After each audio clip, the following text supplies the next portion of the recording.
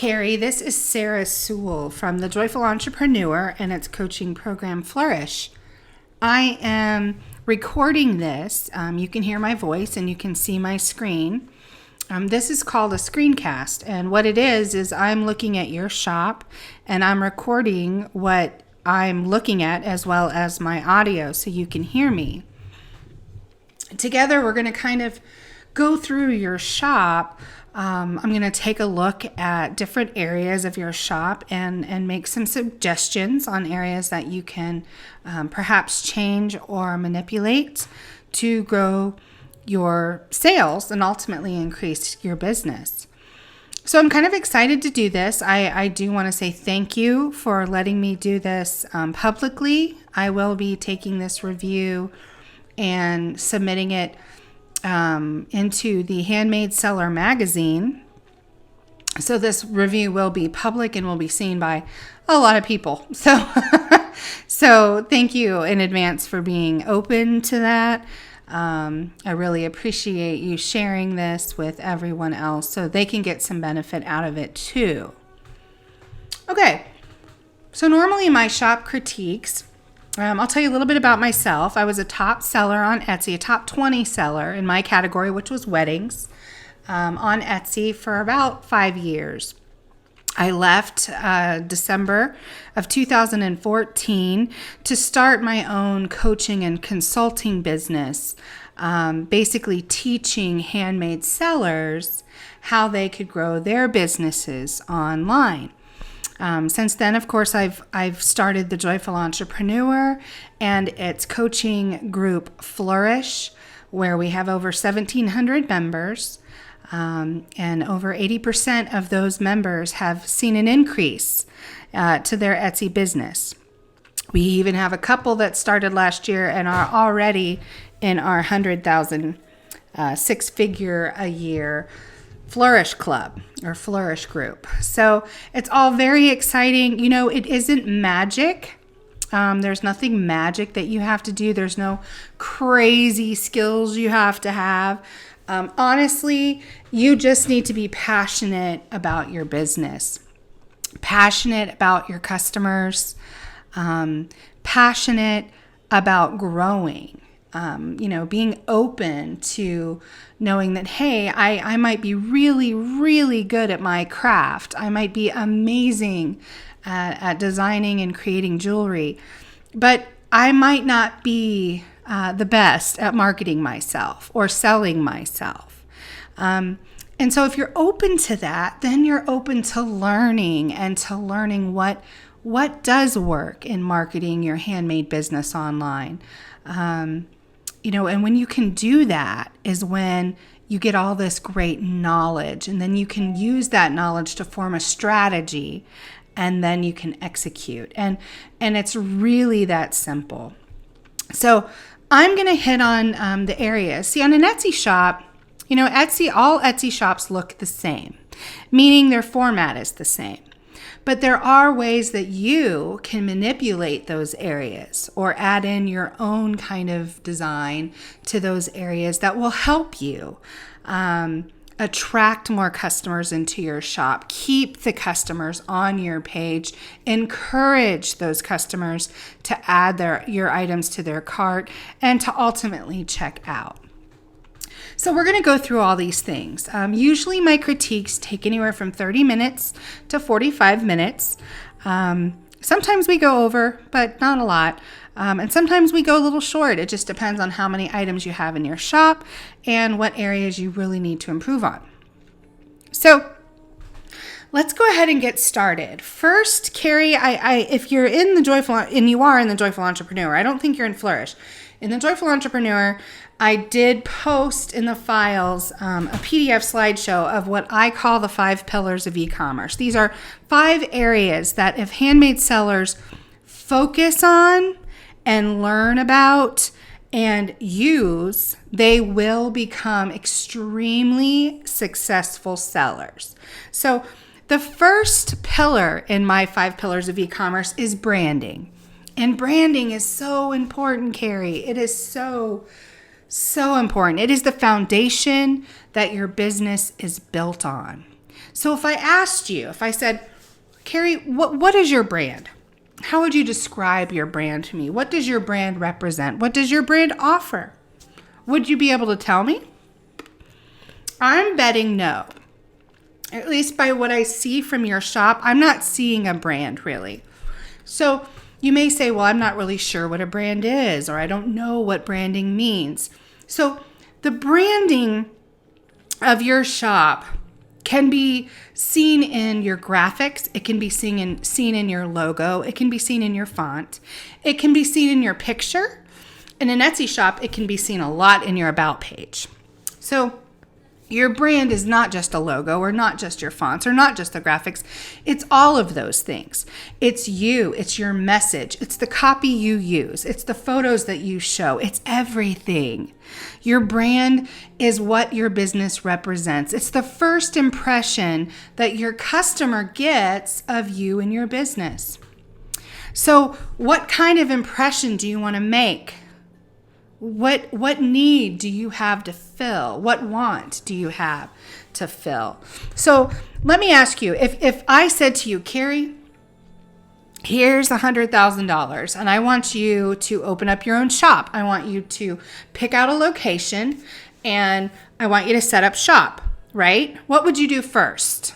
Well, hopefully you would decide who your target market is. That's so important. You need to know who you're going to sell to, right? Because you are going to end up setting up a shop in some location, and you want that location to be where your buyers are, right? Like you don't want to set up your shop somewhere where nobody's going to be interested.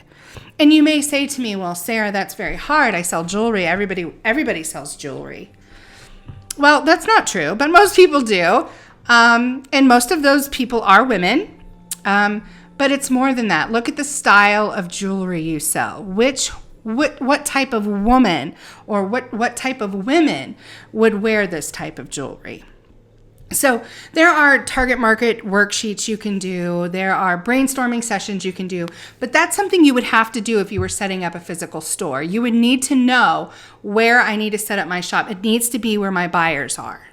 So you would find a place. Then depending on what you sell, depending on the feeling of your shop, depending on your target market and what attracts them, would determine what type of space you buy, right? Whether it would be a brick building or whether it would be a little cottage, maybe it's a room in a mall, who knows? You would have to decide that. And then once you decided that and you picked out your space, you picked out your building, whatever it is, you would need signage, right? You would need this banner above your door. Perhaps even out there on a sign by the street, because you would need to let people know, hey, Silver Holly Designs over here. This is what we sell. This is what we offer. You know, you really want to come in and check it out and buy some, right? You need that kind of announcement. So the sign, when you're meeting with sign makers, and that is a thing, you're meeting with sign makers and you're determining, hey, this is my logo. This is the font I want my title in. This is the tagline or the slogan I want to show. The same with your interior signage. Let's say that you needed to create displays and for sale signs or price tags. You need business cards. You need signage on the wall. What would your store look like? What kind of paint would be on the wall? What color?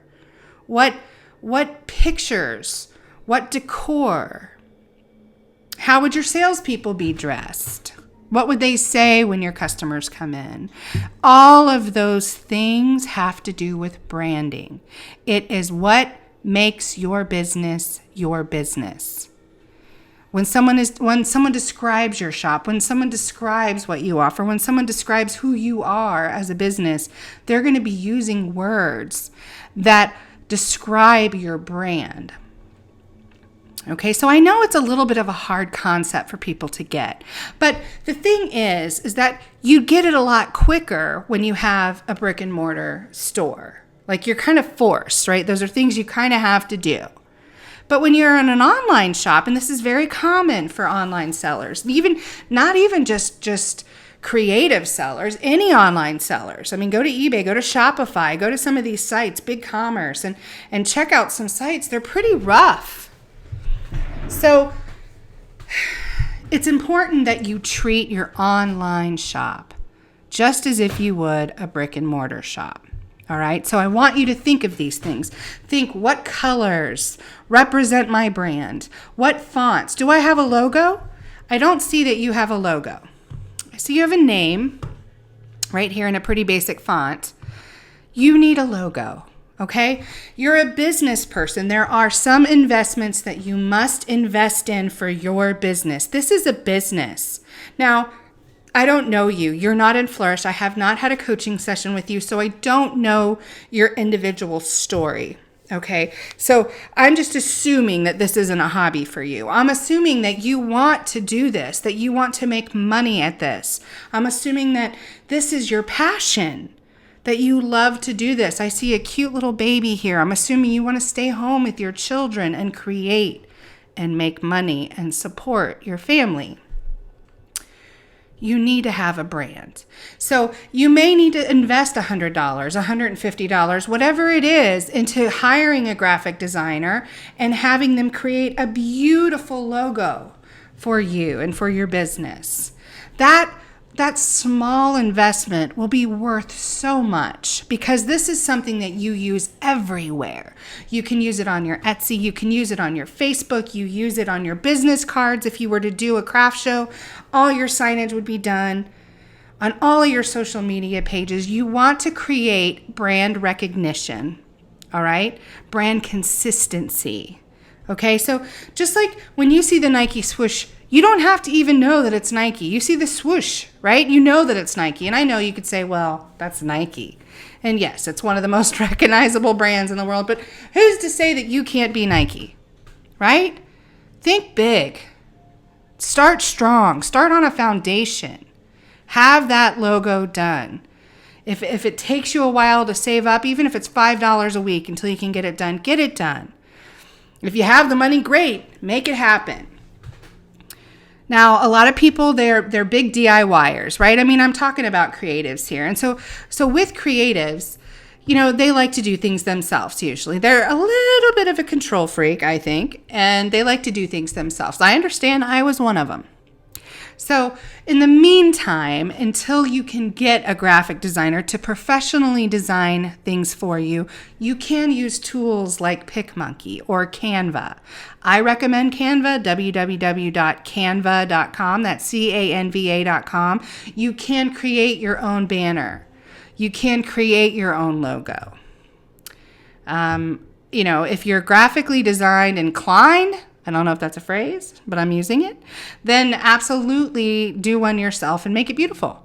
But if not, it's very important for you to connect with a graphic designer and for you to have something done that's professional and beautiful.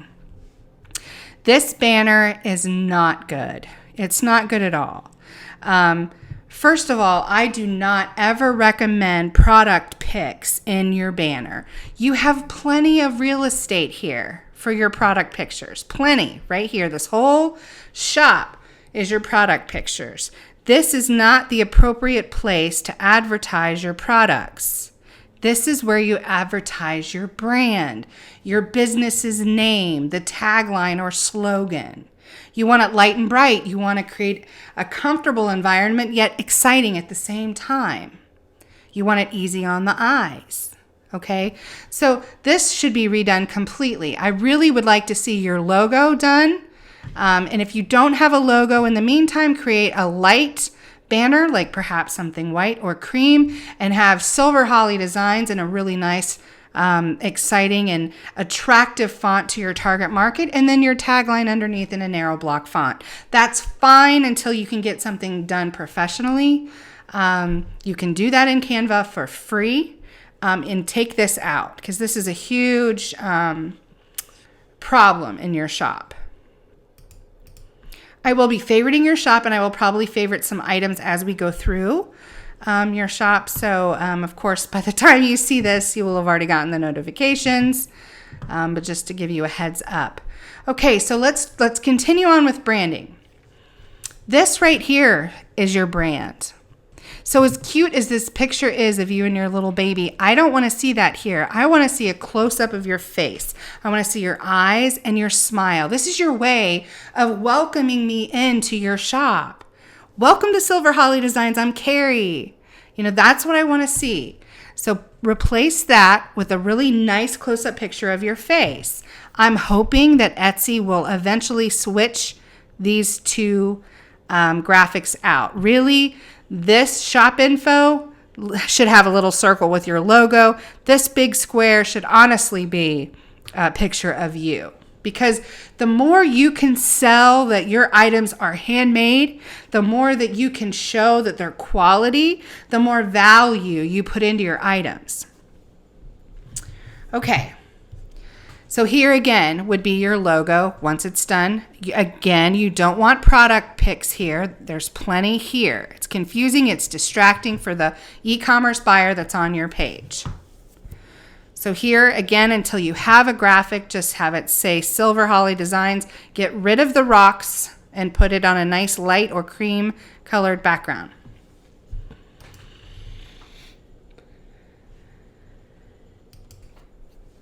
Okay, this is your About page.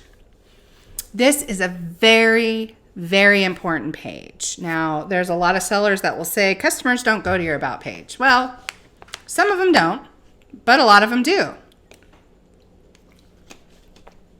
So what I want you to do is I want you to set this page up for the ones that do. It's very important. This page is really, again, where you can add that value, where you can show that value. Etsy allows for 5 slideshows of pics here.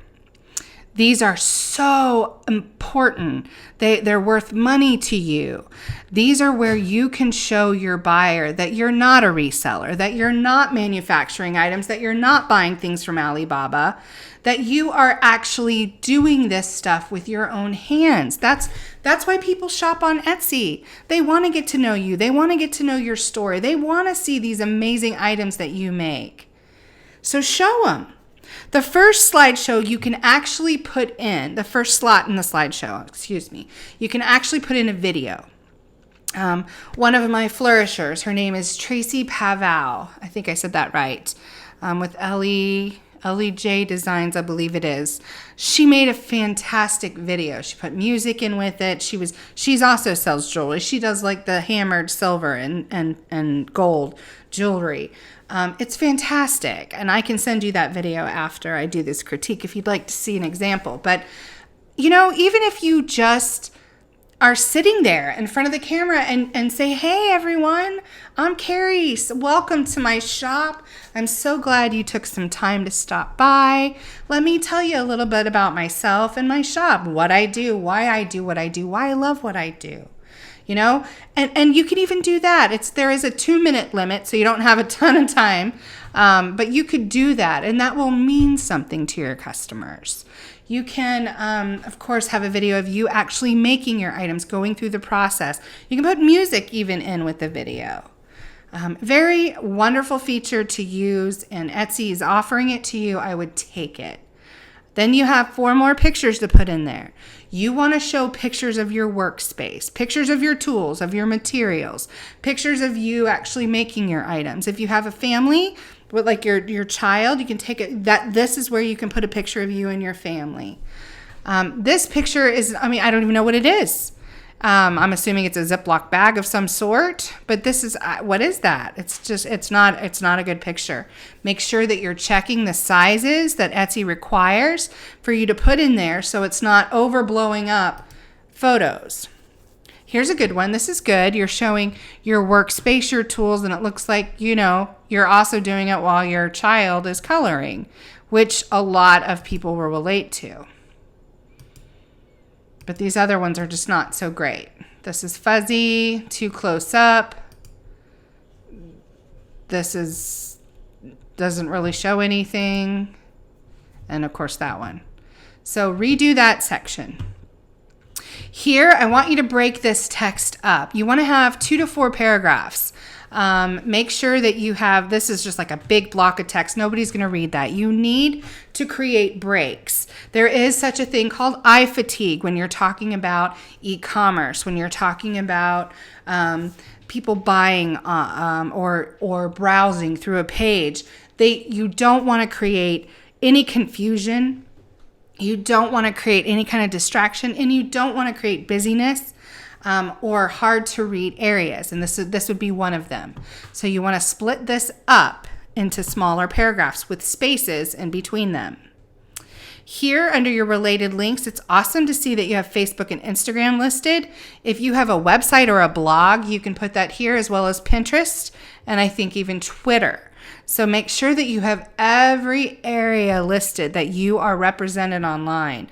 You want your people to find you and follow you. You want to create engagement. You want people to be sharing your stuff. Remember, activity and going through different pages on your site creates a better way of you optimizing your site. In other words, it will organically bump you up in search because the search engines see a lot of activity. They see that this person is popular, that this page is popular, that it's getting favorites and shares, and it's authentic. So it's important to add all of these areas into your shop. I see you only have 2 sales. That's okay. You just opened. You can only go up from here, and you can do it. You can do this. I have, like I said, in my Flourish 100K group, I have over 7 sellers. I think it's 8. So there were 7 or 8, might be 9, that sell jewelry. So I know that a lot of people say jewelry is a crazy oversaturated market, and it is. But you know what? Everything is, really.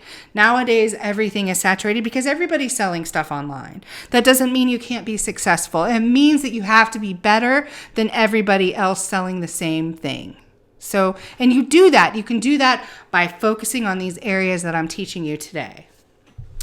So these reviews, you have 5-star reviews. It might only be 1, but it's a 5-star. That's fantastic. The new algorithm, when the update happened last fall, they said, hey, we're going to start ranking sellers that have 5 stars over ones that have 4.5. So even though it's just 1, it's still 5 stars. It's great. So just keep that up. Okay, we're going to talk about your shop sections here. I see that you only have 56 items in your shop. Does that mean that you can't be a successful seller? No. There's a lot of people out there that say you need to have over 100 items in your shop. You don't need to have over 100 items in your shop. However, it would help. And that's just pure standard knowledge. The more items you have, the more tags you have, the more keywords you have, the more opportunities you have to being found. So I personally have friends, and I know a lot of other sellers that are successful having 40, 50, 60 items in their shop.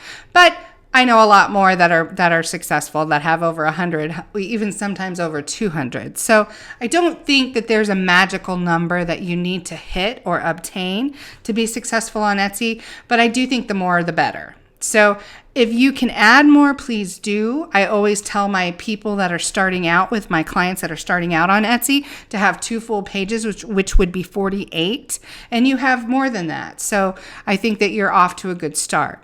What I would recommend is try to break those up into different categories. So I see that you have stretch bracelets and jewelry sets. I would break that down even further, perhaps earrings, bracelets, necklaces.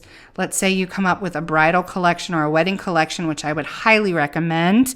Perhaps a bridesmaid collection, maybe seasonal, maybe a sale section, whatever it is. I would break this up because customers, they want everything to be easy and quick. I mean, everything is so instantaneous now. So they may not want to scroll through 56 items. They may just want to get to the earrings, and look, they can't get to it. There's no earrings over here. So I would add that. When you do add your sections, you don't have a lot here right now. When you do, I want you to organize them from the smallest word or the smallest phrase to the longest. So like for example, what you have here, let's say you were to add in sale and earrings. If you added in sale, a sale category, you would want that sale category to be in all caps, capital S, capital A, capital L, capital E. You would want that at the very top because it's a short word. It's a little teeny tiny 4-letter word, right? Then the next one would be earrings, EARRINGS, earrings. Then jewelry sets, then stretch bracelets. So it would go like this, kind of like a half of a triangle, like a slant. That's what you want. You don't want this. This is choppiness. And this isn't a big deal right now, but if you had 8 or 9 or 10 categories and they were all like that, it would create eye fatigue. People won't read it. You want people to read your sections, very clearly. You want it to flow, okay?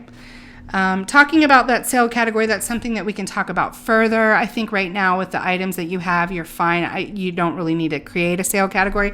But if you do add more and you want to kind of strum up some more excitement in your shop, we can talk about adding a sale category and what kind of items you would add and how you would market it and so on and so forth. But for right now, we won't talk about that. Okay, let's look at this section right here. So a lot of handmade sellers, they don't understand this section. They kind of just ignore it. And they definitely don't think that customers pay attention to it. And I tend to agree. I mean, there are some that do. But overall, this is actually a very important section, just not really one for your customers. So what do you think is good about this section?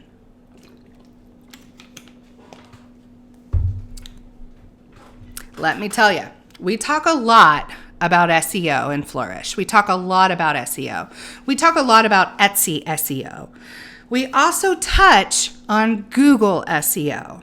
And what Etsy sellers don't realize is that you not only want to rank high for Etsy in the search, in the Etsy search, you want to also rank high in Google.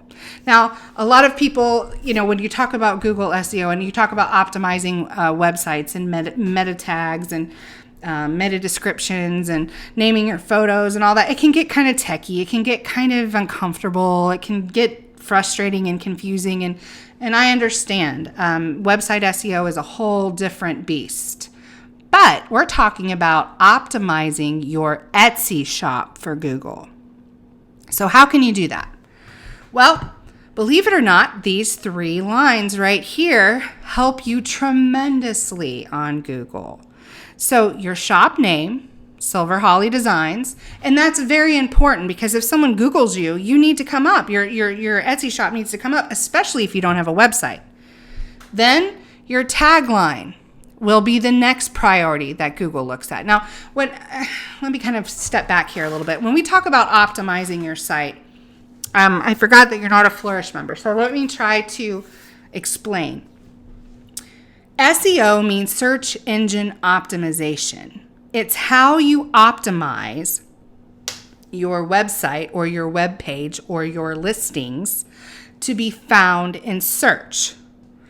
Now, I'm trying to go with a really basic explanation and understanding of how SEO works. Okay, now Google, when we talk about Google has these web crawlers, right? They're like spiders, and they crawl all over the web, like every single little space of the www, okay?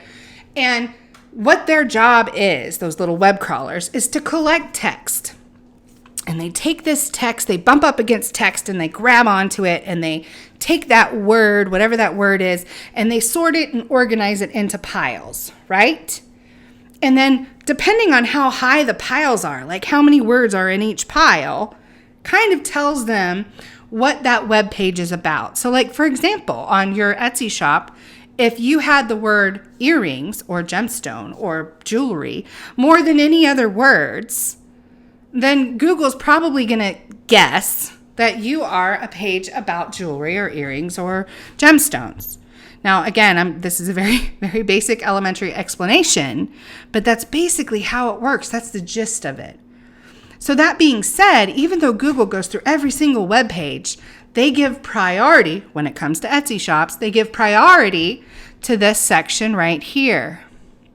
So the name, the tagline, and the shop announcement, roughly the first 2 sentences of the shop announcement is what they give priority to. So if you know this, then you can use keywords.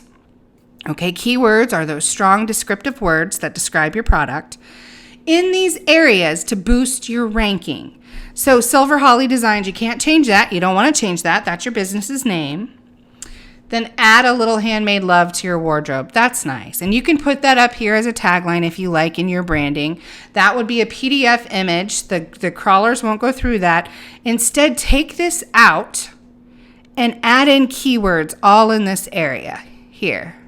So like stretch bracelets, gemstone earrings, drop earrings, boho jewelry, whatever it is that are your strong keywords, put that in this section here.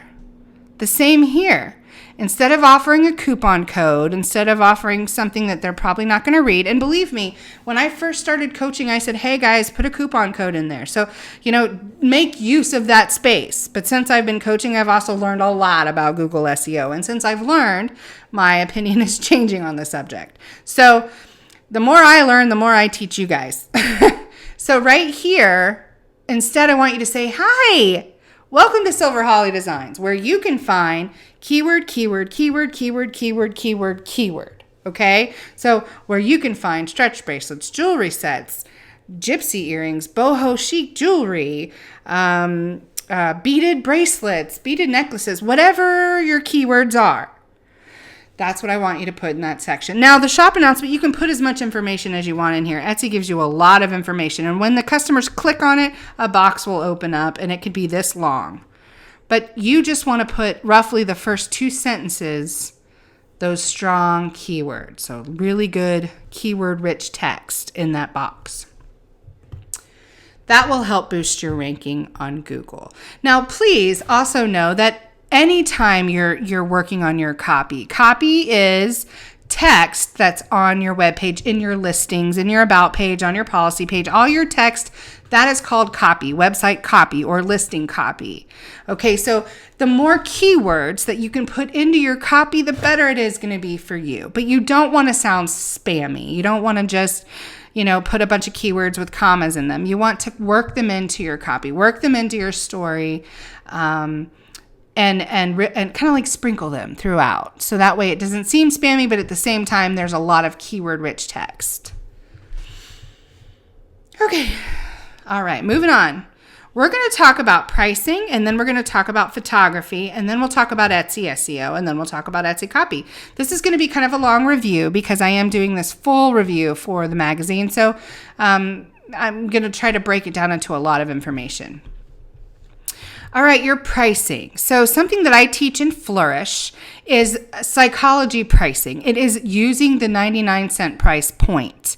You can use 99 cents or you can use 95 cents. Either way is fine. I recommend using 99 cents. You want to, like, for example, these earrings that are $10, you want to change these to $9.99.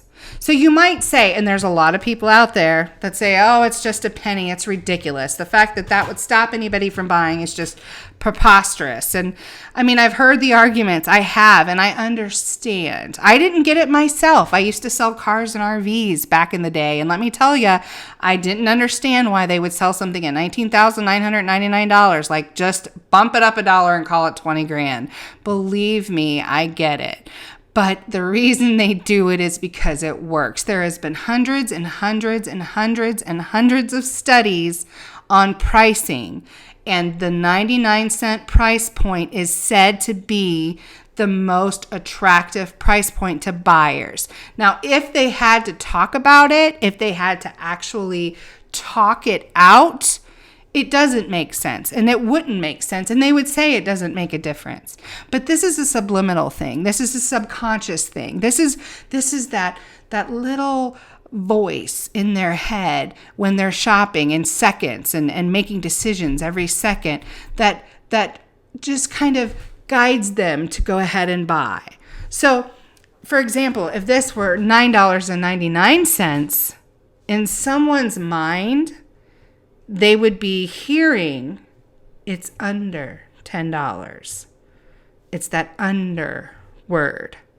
So instead of saying it's just $10, they would look at it and say it's, even again, if it is a subconscious thing, it's under $10. It might just be a penny under, but it's still under. Now, in my opinion, your items are severely underpriced. I think you could definitely bump up your pricing.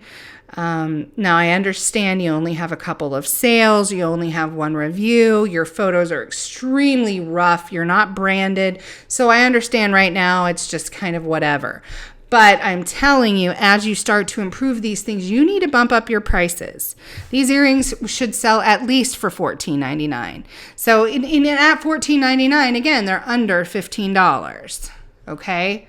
I mean, these are beautiful. Now, I don't know the quality. I don't know what kind of beads these are. I mean, if they're just cheap plastic beads, then maybe you're fine at your pricing.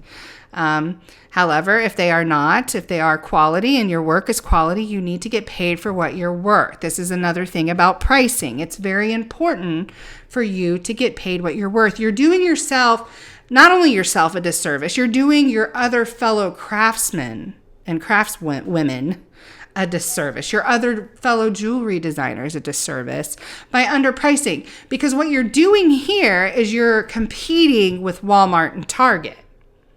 Right? Because I can go to Walmart and Target and I can find earrings like this for $10. Is that who you want to be competing with? Because if that is your mindset, then you need to change your mindset. You need to compete with other handmade artisans. This is artisan jewelry. If you think about well-respected handmade artisan items, think of catalogs like the Sundance catalog. Have you seen that? It's owned by Robert Redford, the same person who owns the Sundance Film Festival. It's kind of all the same thing. Look at the Sundance catalog, the magazine. They sell jewelry and clothing, artisan. The prices are through the roof. And people say, oh my gosh, that's expensive. But look at it. The jewelry looks no other like the jewelry that I see every day from my clients. The difference is they don't value themselves. They don't value the years it took them to learn how to be a metalsmith. The classes they took on jewelry designing or beading or whatever it is. The time that it takes them to go to craft stores or go to shows and source and find these items, pick them out, sit and ponder and wonder and imagine how they can design such beautiful pieces. Putting the colors together, putting certain beads together. That is a talent. It is a natural talent that you have, and so do your fellow artisans.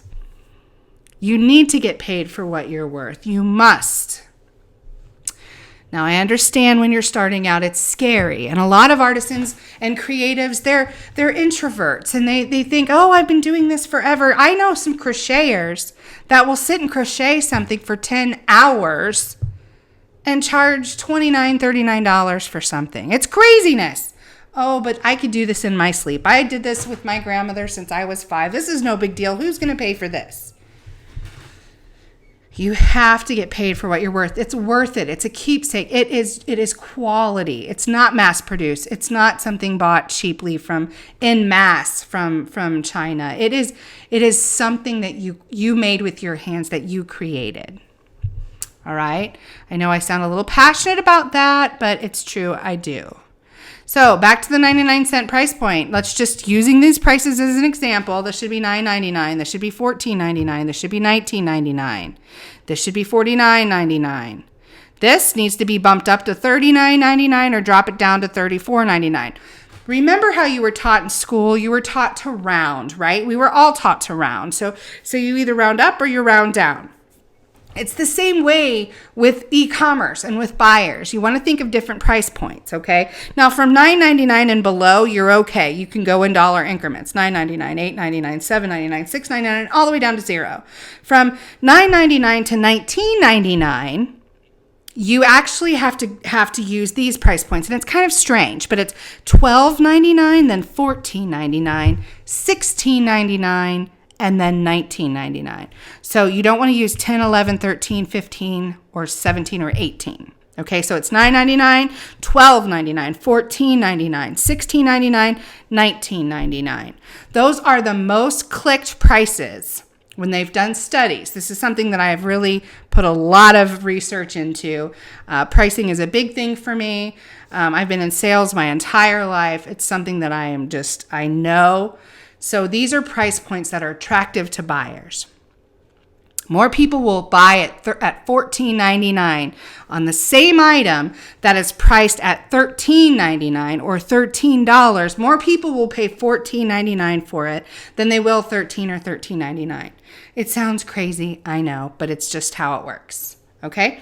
After $19.99, you want to go in $5 increments. So it'd be $19.99, $24.99, $29.99, $34.99, $39.99, so on and so forth, all the way up to, I like to cut it off at $100, so $99.99. To me, I feel that over $100 is a different kind of buyer. I feel that you can use whole prices over $100 because I think when you get really long numbers, it starts to look funny, right? Now, I understand, like, right before the next big number. So like $99.99, and then like before 200, it'd be $199. Before 300, $299. That makes sense. But I think when you start to go like $125, $115, it would look funny if it was $114.99. That would look funny. So I think whole numbers are better once you get over 100. That's not really your target market. So if you can stick to those price increments, it's best. Okay, let's talk about the photos. All right, so I don't know how long you've been in Joyful. I don't know if you've seen posts from me or if you've seen my videos, because I've posted a few to Joyful. And Flourish, if you were in Flourish, you would know. My biggest area, what I teach as the biggest area of opportunity for sellers is photographs. So I understand, hey, you're a jewelry maker, you're a jewelry designer, you are not a photographer. I understand, but I am here to tell you, you must learn photography. You don't have to learn a lot. You don't have to study apertures and settings and all of that craziness, but you have to take a lot of photos. You have to practice until you find what works for your items. You're looking for amazing lighting. You want a light and bright background. You do not want any clutter at all in your pictures. These are horrible pictures. I mean this with love.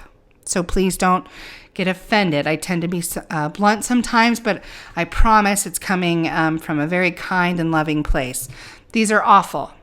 They're too busy. They're too dark. They don't complement your actual pieces of jewelry. I wouldn't buy these. Now, I am going to show you an example, and I did not get her permission before this critique. I hope she will give me permission after I do it. I think she will, because it is going to be shown publicly. Linda from Craft Like an Artist, she is a flourisher. She's been with Flourish since the beginning. She did amazing. She's gotten her photos so beautiful now. I just love them. She is one that didn't necessarily want the all white background. Now, you don't have to have all white. I've heard from a few of my clients that when I say light and bright, they think white. It doesn't have to be all white. In fact, some pictures don't look good with all white, but it still needs to be light and bright. There needs to be no distractions, no busyness, no watermarks, no darkness. So I'm going to take you to Linda's shop. This is her shop. Craft Like an Artist. She makes handmade Czech glass beaded jewelry. She's a Flourish member. Okay. Look at her pictures. All right. She uses now her theme and her brand. Remember, we talked about brand is all very kind of cottage chic and beachy. And I mean, if you look at her Etsy banner, it's like a beach, it's like an ocean with sky. And so she's decided to use white sand and white seashells and white rocks. And she's got them set up in natural light where you're getting these beautiful reflections. She has the focus on her jewelry, and her staging of her items are kind of fuzzy in the background. Now, some of her photos are better than others. She still struggles every day too. It's something that you constantly practice. It's something that you constantly work on. I recommend not using props unless you're getting really good with photos. I think a properly staged photo is fantastic. And I think using props and staging is awesome. But you have to know what you're doing. And if you don't, then don't do it. Just use a plain white or a plain cream, or even you can get vinyl from Ink and Elm. Let me show you here. I don't know if you've been to this Etsy shop. Ink and Elm. This is an Etsy shop. They're very popular. As you can see, they've had over 26,000 sales. And what they sell is vinyl backdrops. And you can buy these backdrops. Like this one right here is only 3 feet by 2 feet. Perfect for jewelry. Something small. You can roll it up when you're not using it. $17.95. Now, I don't know if I'd recommend that as a background, but as you can see, you can choose. Go through and choose. I'm not a big fan of the wood with all the dark lines on it, because I think that in itself can be distracting, but something like this could be minimal, or this could be minimal. Even this is nice. So depending on what you're photographing and depending on your branding would depend on the background that you would choose. So I would recommend that. Also, if you just type in beaded bracelet here on Etsy, let's look and see what you see, okay? So this, not a good, these are ads. Way too overexposed. Way too dark. This isn't bad. This isn't bad at all. Nice close-up on this bracelet. Beautiful beads. It's kind of blurred out in the back, but what ruins this is right here. That watermark right there. Totally messes up this photo. This is too dark. This is too dark. That color wood does not accent the bracelet. You know what? When you're using models, it's good. But if you're going to use a model, make sure your model looks awesome. Make sure that whatever they're modeling is on point with your brand. These do not look very good. This does not look good. Again, here you got a nice close-up. You got nice light reflecting. And you have the back kind of blurred out, which looks nice. You don't want to have too much blurriness, though, because then it kind of, again, it distracts you and it kind of confuses you. Why is that so blurry? And you don't want to create that. This is a nicely done. This is looks like a lotus, maybe even a yoga bracelet. It's done on a natural wood. The wood complements the green in the beads. This is done nicely. There's enough light in here. So just because I say light and bright doesn't mean it can't be on a darker wood, as long as there's enough light in the picture. Like this, there's not enough light at all. This is yellowed. This is nice, but again, too blurry. Okay? So as you can see, going through and seeing other people's, and hey, you could say, well, hey, my pictures look better than some of those. 80% of Etsy sellers take terrible photos. Terrible. You want to be better. Remember, I'm trying to get you to be better than 80% of sellers on Etsy. All right, let's get back to your shop. So I really recommend that you re-photograph all of your photos. Natural light is what I recommend. If you can't do it in natural light, and that's natural indirect light, like soft early morning light or even overcast days are good. Not direct sunlight. And I wouldn't take them outside. I would take them inside in front of a window that gets indirect light. Okay. Okay, what we're going to do now is we're going to talk about your Etsy listing title. And we're going to talk about your copy. I'm just trying to see which one I should probably start with. That would be good for everyone to see. Let's start here. Okay, so we know the pricing needs to be changed. The photo needs to be changed. We're talking about the Etsy listing title. When we talk about Etsy SEO, how you optimize your listings for Etsy, then we're talking about the words that you use in the Etsy title and the words you use in the tags. Those are the two main areas Etsy focuses on as far as optimization, the title and the tags. All right. But even within the title, the first 66 characters are your most important. So you put your strongest keywords up there in that section. You want to use a combination of long tail keywords and shorter keywords, more targeted keywords and more general keywords. This is important that you do that because it will really key the search engine to see you for both of those types of searches. Now, you have pink jasper and garnet boho stretch bracelet. That's a fantastic long tail keyword. But how popular is it? Have you been doing your keyword research? These are very important questions. You can say that that's what it is, but is that what people are using to search for it? So you need to do your keyword research. Use tools like Marmalade. Use tools like the Google Keyword Planner. Even go up here to the Etsy search bar. Let's type in what you have, okay? Now, if it's a very popular search term on Etsy, it's a word that customers are using to search for your item, it should show up in blue. So we're going to do pink. Here we go, pink. Pink jasper. All right, so nobody is searching for pink jasper. And garnet, see, no one is searching for that. Boho, because it's coming up as I'm typing. If it had a long list here of blue words and phrases, you would see it. So for example, if I type in beaded, see this list of things that come up? Beaded bracelet, beaded bracelets. See, these show the most popular keywords on Etsy. So what if I hit gemstone bracelet? Yep, people are searching for that. What if I type in yoga bracelet? Yep. Meditation bracelet. Yep. So those are all more searchable words. Now you say, what about jasper bracelet? Yep, they're searching for that. Let's look for pink jasper bracelet. No. So that tells me that your SEO is off. So I don't know how many views you're getting a day, but I would say that they're probably not really high. So you want to make sure that you have, again, the first 66 characters are your most popular and strongest keywords that your buyers are using to search for your items. Okay?